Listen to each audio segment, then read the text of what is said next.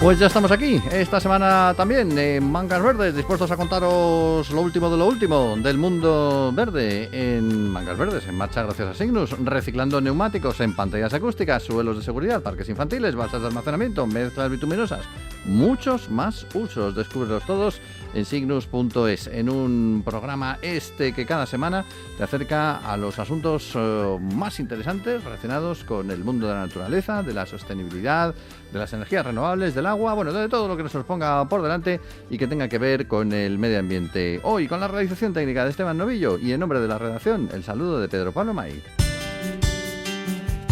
Mejorar el estado de conservación de las especies y hábitats relacionados con el ecosistema fluvial de los ríos y afluentes que desembocan en el Golfo de Vizcaya es la base del proyecto Life Cantauribay, una iniciativa que abarca a 5 cuencas fluviales compartidas entre 3 regiones de 2 países, Navarra y País Vasco en España y Nueva Aquitania en Francia.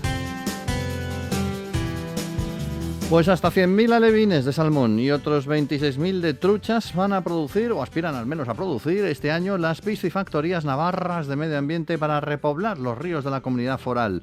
En el caso de las truchas todavía son de tipo triploide o estériles, pero para 2025 se espera poder repoblar con trucha autóctona después de 4 años de trabajo para eliminar progresivamente esta genética autóctona. En todo caso, la puesta en marcha de estas nuevas líneas de cría supondrá un cambio en la forma de cultivo de la piscifactoría de Oronoz-Mugairi, una de las 3 que pertenecen al Ejecutivo Autonómico, junto con las de Roncal y Anot, para reforzar las poblaciones de este pescado.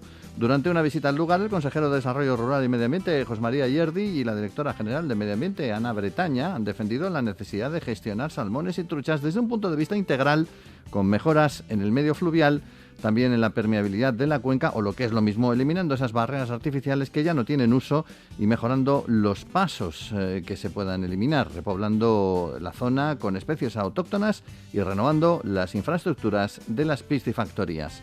Además de conocer los trabajos de repoblación, Ayerdi indicaba que su departamento está trabajando en un proyecto para ofrecer un suministro alternativo de agua a Oronoz-Mugairi para las fases más delicadas del cultivo del salmón y para mejorar las condiciones de cría de los estanques de trucha. Además de todo esto, la idea es instalar paneles fotovoltaicos para la generación de electricidad en las instalaciones del gobierno regional de la zona, no solo la piscifactoría, también el Parque Natural de Vértiz, las oficinas de Guardería de Medio Ambiente o el Centro de Salud. Son obras que completarán los trabajos de renovación y actualización de 4 años en las 3 piscifactorías. La mejora de la accesibilidad en las partes más altas de la cuenca del río Bidasoa, tras la eliminación de las presas de Zubiberrialdea y Catzatea y Kisua, ha facilitado la accesibilidad de las especies animales, mientras que los trabajos de permeabilización en esta cuenca han incrementado la longitud de cauce que usan anualmente los salmones reproductores. La fragmentación, la mortalidad de las especies clave y las especies exóticas invasoras son algunos de los problemas que comparten las 5 cuencas fluviales del Oria, Urumea, Bidasoa, Lanif y Lanivel. Life Cantauribay busca ayudar a resolverlos. Life Cantauribay, ríos de vida.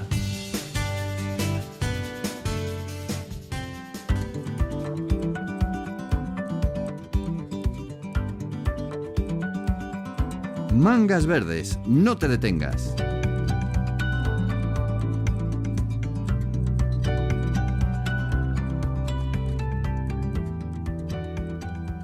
Bueno, en nuestro programa nos gusta hablar de proyectos y hoy vamos a hacerlo de uno que busca conjugar el emprendimiento verde con la lucha contra la despoblación, la mejora de la biodiversidad, una mejor gestión forestal y encima creando empleo. ¿Qué más se puede pedir? Pues se trata de Bosque Innova. Es una iniciativa que lidera Copade en Castilla-La Mancha y Aragón, que cuenta además con el apoyo de diversas entidades como el Miteco, y de este proyecto nos va a hablar ahora Marta Corella, que es precisamente una de las responsables del mismo. Marta, saludos, bienvenida al programa. Hola, buenos días, Pedro. Bueno, ¿en qué consiste exactamente Bosque Innova? Pues fíjate qué nombre tan bonito de Bosque Innova, que los bosques siempre están innovando, no hace falta que nosotros intervengamos, pero claro, precisamente la presencia de los bosques ha sido lo que permitió a estas comunidades vinculadas a ellos, que además son comunidades invisibles, que nadie, cuando ve un bosque bien conservado, nadie piensa que hay una mano, una población detrás de él, que la ha custodiado, que ha habido una gestión. Todo, los bosques al final se envuelven en una bruma como de misterio y romanticismo, ¿verdad? cuando vienes de la ciudad. Bueno, pues los bosques tienen su historia, igual que la tienen las ciudades, igual que la tienen las catedrales. Nuestros bosques tienen su historia, y la historia está muy vinculada a las comunidades locales que han vivido con ellos, por ellos, para ellos, y que han hecho un uso sostenible. Y además la mayoría de estos bosques en los que vamos a trabajar prácticamente el 100%, son bosques que entraron en el primer catálogo de montes de utilidad pública, que se fraguó a mediados del siglo XIX y que se concretó en 1902, o sea, arrancando y naciendo el siglo XX. Y es un catálogo que lo que hizo es empezar a hacer una gestión sostenible sobre los bosques de las cabeceras de las cuencas hidrográficas, y que aunque la propiedad prácticamente, como he dicho antes, el 98% pertenece a los ayuntamientos en estas montañas, la gestión pasó a manos de las comunidades autónomas, bueno, en su momento del Estado, y luego en 1984, con las transferencias de las competencias a las comunidades autónomas, pasaron la gestión de los montes de utilidad pública. Uh-huh. ¿Y qué pasó? Pues que la gestión se relajó, por decirlo de alguna manera. ¿Por qué? Pues bueno, hubo muchos factores. La mano de obra joven se había ido a las ciudades a trabajar en las fábricas. Por otro lado, habían venido otras figuras de protección que eran muy populares y que entraron como un cañón, ¿no? Que eran los parques nacionales, parques naturales. De hecho, esta zona se declaró parque natural, y se fue abandonando esta gestión. Con el abandono de esta gestión, lo que sucedió es que hubo una desafección, es decir, los pueblos ya no veían estos bosques como una opción de futuro, más allá de lo que era el turismo, de lo que son los escenarios estáticos, ¿no? Como si vieras una fotografía en la que tú cuelgas un paisaje, que tú haces una foto y quieres volver dentro de 30 años y encontrarte lo mismo. Sin entender que son entes activos y que hay unos vínculos con unos equilibrios que se están rompiendo. ¿Qué sucede? Pues que de estos bosques salió madera para construir, por ejemplo, la estructura original del Escorial, para construir catedrales, para construir ciudades. O sea, toda nuestra historia, incluso imagínate si fueron importantes nuestros bosques, que son con los que se construían, nuestros decimos de esta zona y de otras zonas como esta, ¿eh? Uh-huh. Los bosques de nuestro país fueron tan importantes que construyeron barcos con los que conquistamos el mundo.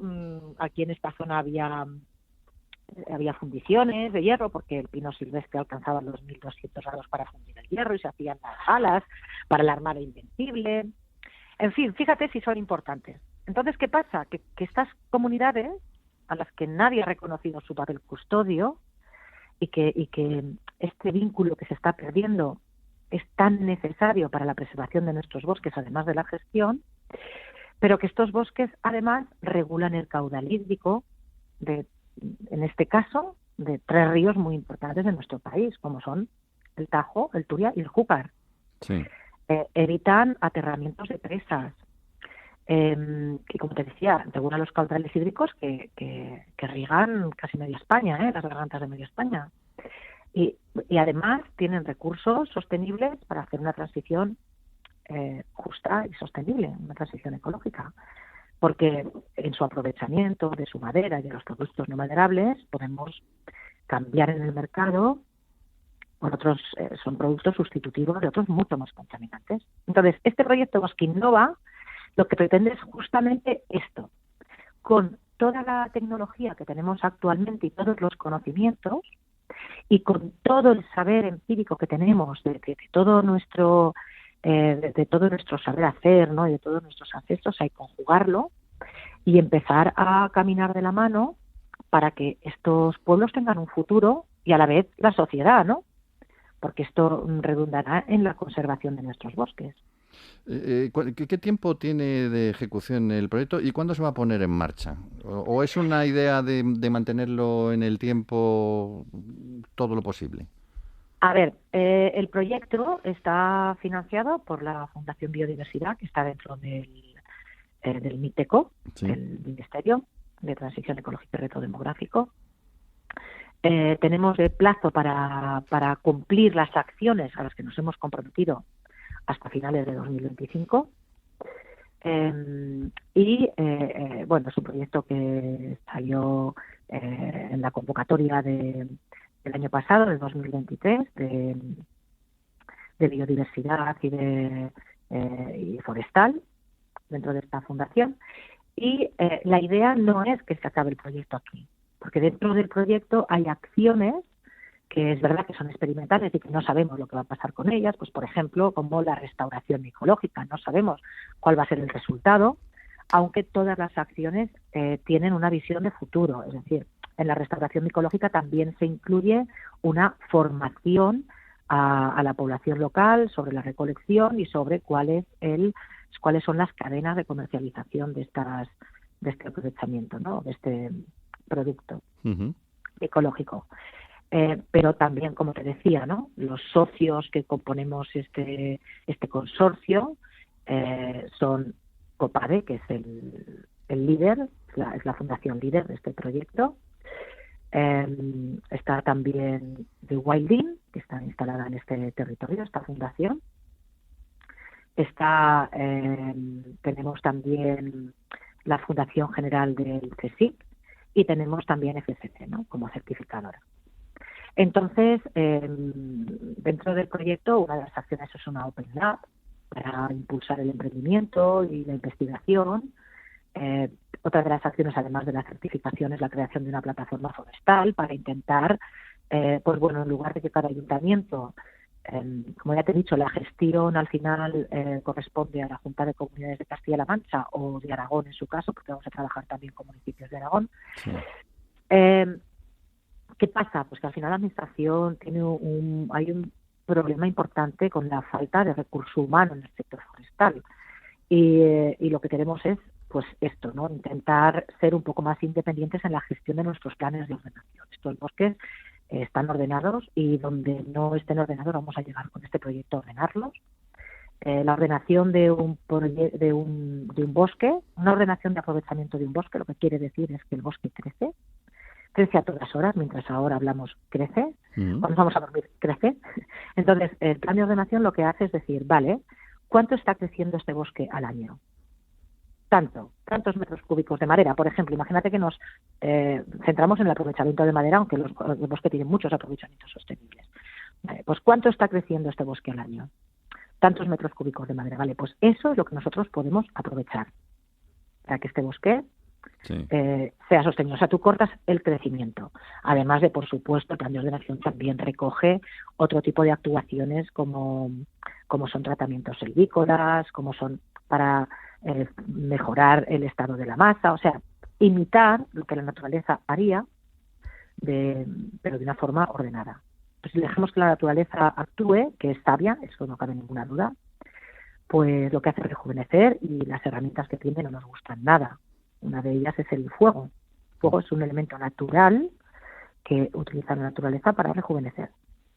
Entonces, nosotros lo que intentamos es pues hacer que estas masas sean más resilientes frente a estos impactos no naturales y que, bueno, si llega un incendio, que vayas al menos que la carga de combustible de biomasa esté por debajo de la capacidad por encima de la capacidad por debajo de la capacidad de extinción que tienen los medios de extinción en este momento. Y para eso hay que hacer prevención, y la prevención es justamente todo lo que te estoy contando. Sí, la gestión forestal al final es lo más útil en tema de incendios y todo esto. Siempre se habla de los medios de extinción, pero al final la prevención es básica, es mucho más importante en este caso. Y es verdad que la naturaleza funciona, se autorregula, pero claro, se autorregula al estilo naturaleza, no al estilo humano. Y así pasa luego con Claro, esto. Pero fíjate tú que es curioso porque tendemos a humanizar todos los espacios que conocemos, sí. ¿No? Pero, sin embargo, una persona no se le ocurre, me pongo enferma y como yo soy naturaleza, mi cuerpo se autorregula, no voy a ir al médico. Bueno, pues esto pasa igual. O sea, nosotros tenemos unas relaciones que han sido muy simbióticas y que han favorecido tanto a las poblaciones locales como a los bosques, y que se ha hecho una gestión forestal. Hay una ciencia forestal en nuestro país que ya tiene unos 200 años y que, oye, ha servido para que hayan llegado a nuestro momento bosques espectaculares que se han conservado y otros muchos que se han creado, con todas sus luces y sus sombras. Pero los espacios naturales, como te comentaba, dice, no, es que la naturaleza es sabia, por supuesto, eso no lo puede discutir nadie. Pero claro, cuando hay un incendio tú no puedes correr a apagarlo, porque el incendio forma parte de esa naturaleza. La cuestión que nos tenemos que plantear ahora es, o por ejemplo la máxima, ¿no?, que se dice, tenemos que salvar el planeta. Es absolutamente infantil, el planeta no nos necesita para nada. Somos nosotros, como humanidad, los que tenemos que reaprender ese idioma, que nos lo conocíamos muy bien, y reaprender este idioma de cómo comunicarnos y de cómo establecer relaciones simbióticas, es decir, que sean beneficiosas para los espacios, para los bosques, y beneficiosas para nuestra sociedad. Pues no olvidemos que los bosques son los grandes sumideros de carbono gestionables del planeta, y que además, a la vez que gestionamos, mejoramos su resiliencia y además obtenemos recursos sostenibles para nuestro mercado, pues para la construcción, para nuestro quehacer diario. O sea, ya donde mires hay madera, y desde luego la madera ya está siendo el material, la materia por antonomasia del siglo XXI. Pues no se podía explicar mejor el reaprender ese lenguaje y recuperar esa simbiosis con nuestros bosques y con la naturaleza en general. Marta, muchísimas gracias por habernos acompañado desde la Fundación Copade, y ojalá que este proyecto sirva para revitalizar no solamente los bosques, sino también las poblaciones del entorno, que vuelvan a recuperar esa conexión y que tenga el éxito que todos deseamos para esta iniciativa. Ojalá, muchísimas gracias. No sé cómo lo hacen, pero ese campo de césped está siempre en perfecto estado. Claro, es que es artificial, está hecho a partir de neumáticos fuera de uso. Cygnus gestiona su reciclado para convertirlos en campos de césped más cómodos y seguros. Cygnus, dando valor al neumático fuera de uso. Síguenos en redes sociales.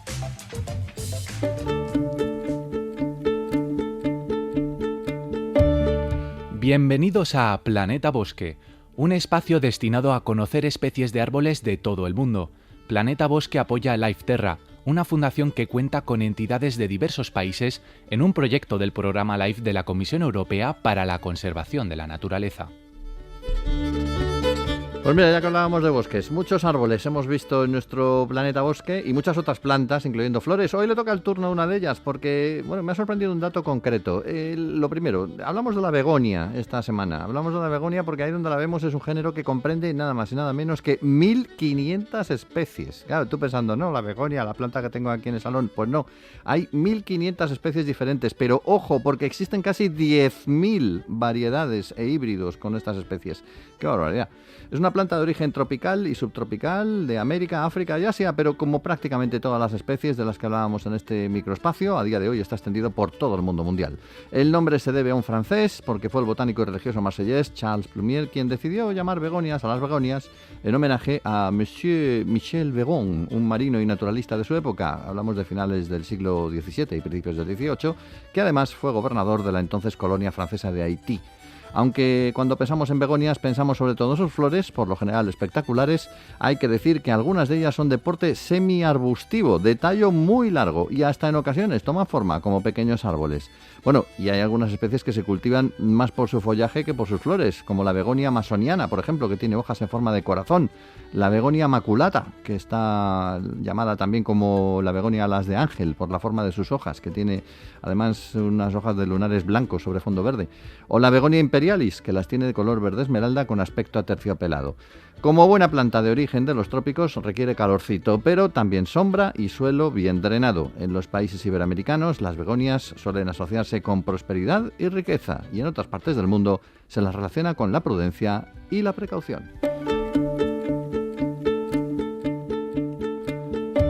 Plantar, geolocalizar, educar, crear comunidad.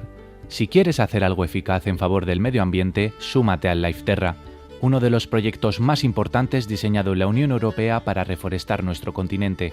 Aprende más en www.lifeterra.eu.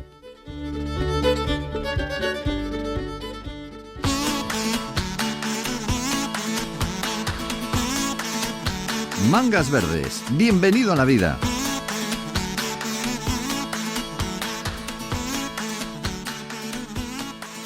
Bueno, y en nuestro programa toca hablar de dinero, toca hablar de finanzas sostenibles. Hace unos días se celebraba el 4º encuentro anual de FinResp, el Centro de Finanzas Sostenibles y Responsables de España, que, entre otras cosas, se está ocupando de incrementar la concienciación de los agentes financieros y económicos del país ante el desafío del desarrollo sostenible, especialmente en lo relacionado con las pymes. Es un encuentro en el que ha habido ocasión de conocer esas principales líneas estratégicas del sector en la materia y donde se ha lanzado un llamamiento para una acción conjunta del desarrollo del futuro Plan de Finanzas Sostenibles que quiere lanzar el Gobierno. Vamos a conocer un poco más en qué consiste esto y de qué dio de sí el foro con Pedro del Pozo, que es miembro del Comité Ejecutivo de FinResp, que le tenemos también hoy en el programa. Saludos, Pedro. Muy buenos días, ¿qué tal, Pedro? Encantado. Bueno, cuéntanos exactamente qué es el Plan de Finanzas Sostenibles, porque se habla además de un libro verde de esas finanzas sostenibles en el que se está trabajando, ¿no? Sí, bueno, el Gobierno ya nos informó hace tiempo que está trabajando en la elaboración de un libro verde o de un plan de finanzas sostenibles y también en la creación de un consejo asesor. Todavía nos falta recibir más información al respecto, pero vamos, básicamente, para que todo el mundo lo entienda, el objetivo de dicho plan es, bueno, pues convertir a España en uno de los países que encabece la reorientación de los flujos de capital hacia una economía de inversiones sostenible. Todo ello, por lo tanto, en coherencia con los objetivos de los acuerdos de París de 2015, ¿no? ¿Qué consideramos como finanza sostenible ahora mismo? Porque el concepto es un poquito amplio. Finanzas sostenibles,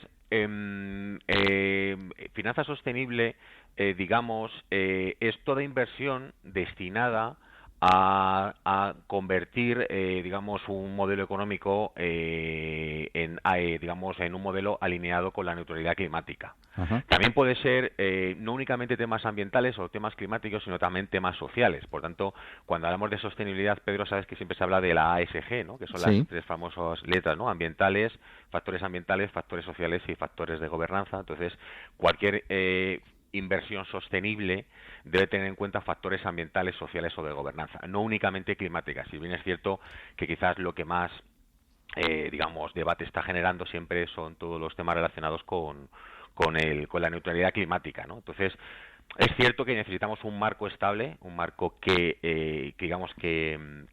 fije cuáles son las condiciones que debe cumplir una inversión para considerarse sostenible, porque hasta ahora es cierto que ha habido muchas etiquetas, algo que ha generado cierta confusión también en el mercado, no únicamente en los pequeños inversores, sino también en los propios inversores institucionales, como pueden ser las aseguradoras o entidades de crédito. Y es cierto que necesitamos un marco europeo que ya está bastante avanzado, en el que se indique, en el que se establezca cuáles son los requisitos para que una inversión se considere sostenible o incluso que está en vías de ser sostenible. Es decir, porque no podemos pretender que todas las emisiones, tanto de bonos corporativos, acciones o incluso los propios bonos soberanos, ya sean sostenibles, ¿no? Estamos en un camino de serlo o de pretender serlo y por tanto necesitamos un marco normativo que establezca cuáles se consideran sostenibles y cuáles están en transición, que también yo creo que es un término que se habla bastante, ¿no? La transición. De ese marco se ha hablado en ese 4º encuentro anual de FinResp, donde además se han planteado pues algunas de esas estrategias, ¿no? Nacionales e internacionales. Sí. ¿Puedes contarnos alguna de ellas? O por lo menos las más importantes. Sí, a ver, creo que ya hemos comentado antes, la nacional, la más importante quizás para nosotros desde el punto de vista financiero es el libro verde o el plan de finanzas sostenibles. A nivel europeo hay un marco bastante amplio, ¿no? Quizás la piedra angular de todo es la taxonomía, que yo creo que seguramente los oyentes lo habrán escuchado alguna vez. Es una especie de diccionario, ¿vale?, en el que se incorporan una serie de actividades económicas a nivel europeo por código NACE o por código CENAE, en la que se establecen los requisitos que debe cumplir cada una de esas actividades para considerar que está contribuyendo a alguno de los objetivos, en este caso medioambientales, porque la taxonomía social aún no la tenemos una taxonomía medioambiental y una taxonomía climática. Entonces te dice cuáles son las condiciones que debe cumplir una actividad para considerarse alineada con los objetivos de la taxonomía, por ejemplo, adaptación y mitigación al cambio climático, biodiversidad, agua, economía circular, etcétera, etcétera. Entonces, ahí se establecen cuáles son estos requisitos, son bastante estrictos, por supuesto, y además esa actividad además de cumplir con uno o varios de esos objetivos, no puede perjudicar a ninguno de los otros objetivos. Es decir, de nada sirve que una actividad, por ejemplo, contribuya a la adaptación al cambio climático y cause un perjuicio significativo, por ejemplo, al objetivo de economía circular. Por tanto, Claro. son requisitos muy estrictos y es, digamos, el diccionario en el que nos estamos fijando todos los inversores. Digamos que tenemos una sensibilidad en el ámbito de finanzas sostenibles a la hora de invertir. Si bien es cierto que en estos momentos, pues bueno, el volumen de inversiones que está alineado con este diccionario, con esta taxonomía, aún es muy bajo, ¿no? Pero bueno, se espera que esto vaya incrementándose en los futuros años una vez que, digamos, se vayan ampliando los activos alineados. Digamos, esa es el diccionario es la base, ¿no?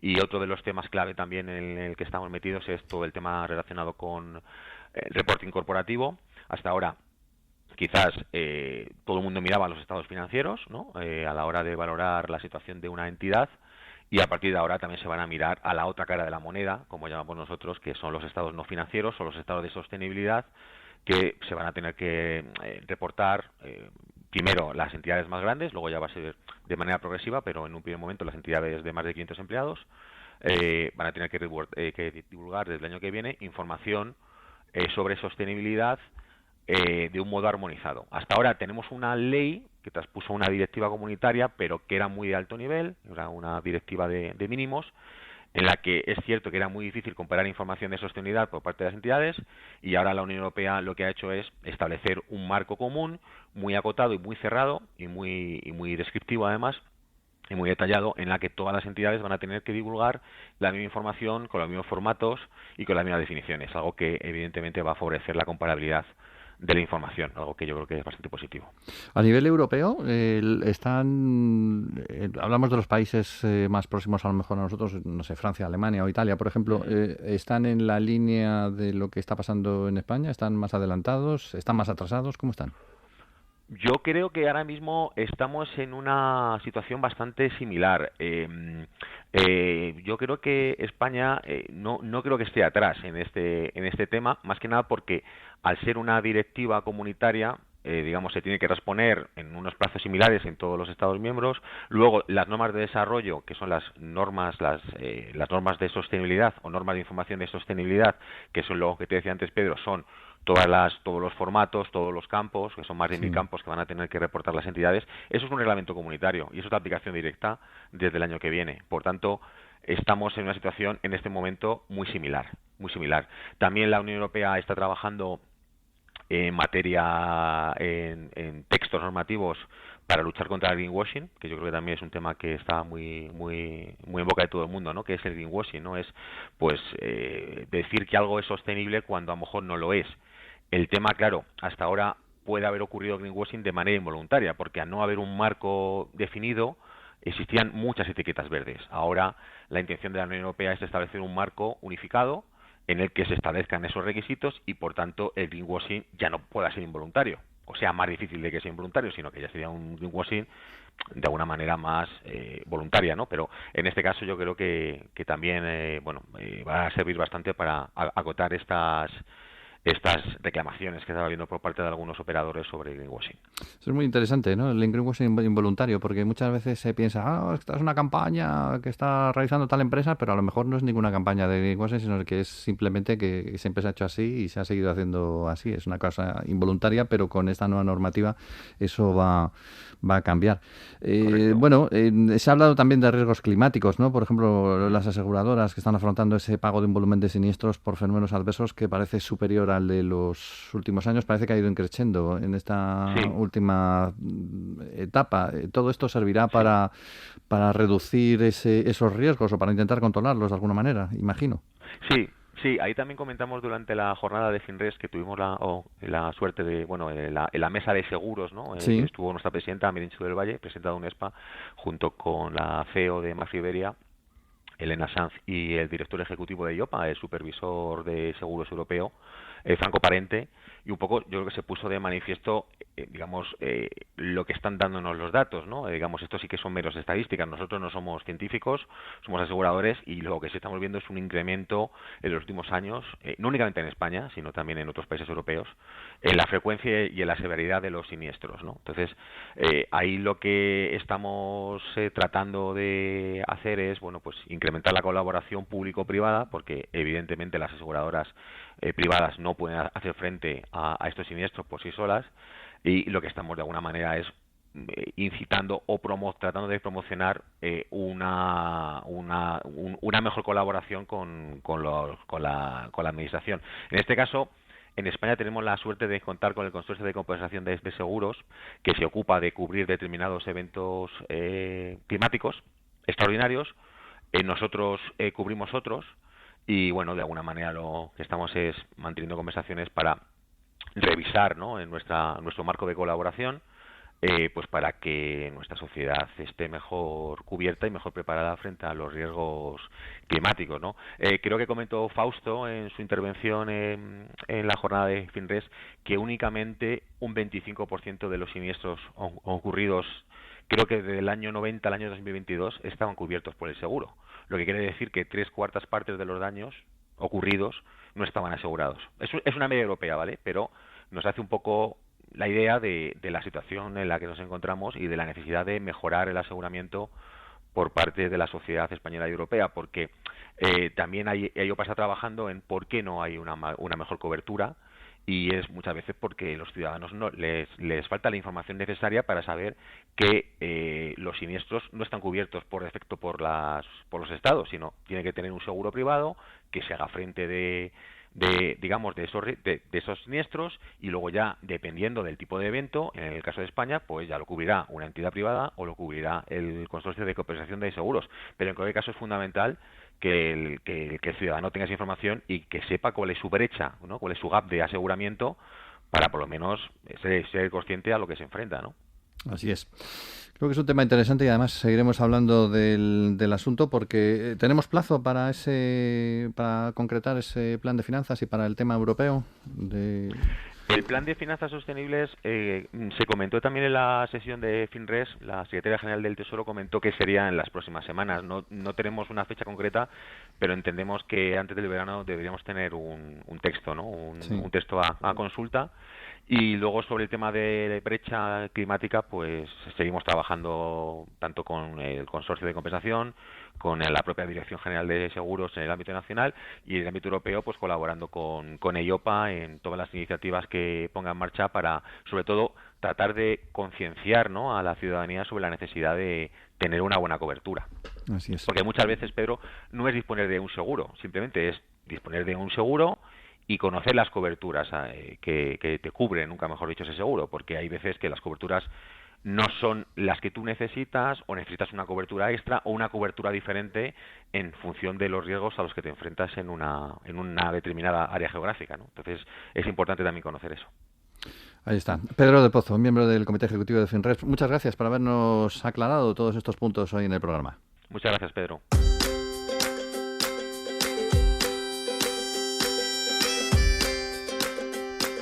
Bueno, terminamos hoy el programa y lo hacemos en Canarias, en la isla de Fuerteventura. Allí vamos a acercarnos a uno de los pueblecitos más conocidos y más bonitos de la isla, Gran Tarajal, ubicada en el municipio de Tuineje. Está considerada como la localidad más próspera del mismo y cuenta con una playa espectacular, en pleno casco urbano, de arena negra y de aguas generalmente serenas, flanqueada por el espigón del puerto marítimo por un lado y por su símbolo más conocido por el otro, que es la punta del camellito, una silueta recortada en la roca que se parece obviamente a uno de estos animales.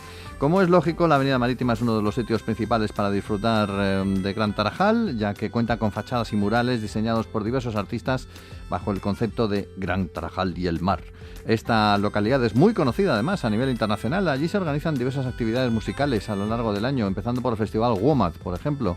Otro momento popular es la representación de la batalla de Tamasite. Esto es un hecho histórico, nos vamos al siglo XVIII. Canarias siempre fue, como sabemos, uno de los objetivos de los piratas ingleses, y en esa época el primer ministro inglés, el entonces primer ministro Walpole, declaró la guerra por enésima vez a España, la famosa guerra de la oreja de Jenkins en este caso, y a los ingleses que intentaron el desembarco 2 veces en Gran Tarajal, pues les dieron para el pelo, como comúnmente se suele decir, y eso que los majoreros no disponían de armas de fuego como los británicos, pero vamos, que no les quedaron ganas de volver a por más a estos bebedores de té.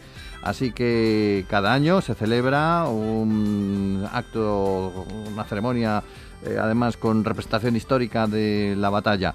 No te vayas de Gran Tarajal sin meterte entre pecho y espalda su buen plato de pescado fresco, por ejemplo dorada o corvina, de marisco, lapas incluidas, de gofio, la harina de maíz tostada típica de allí, su queso majorero y de postre el frangollo, confeccionado según recetas con leche de cabra majorera. Nuestro pueblo que hay que visitar hoy en Canarias y nuestro programa que finaliza aquí. Mangas Verdes en marcha gracias a Signus, utilizando materiales reciclados del neumático en lugar de recursos naturales. Descúbrelo en signus.es. Nos vamos. Hoy hemos contado con la realización técnica de Esteban Novillo. En nombre de todo el equipo de la plataforma medioambiental de la Agencia EFE, os habló Pedro Pablo May. Feliz y verde semana.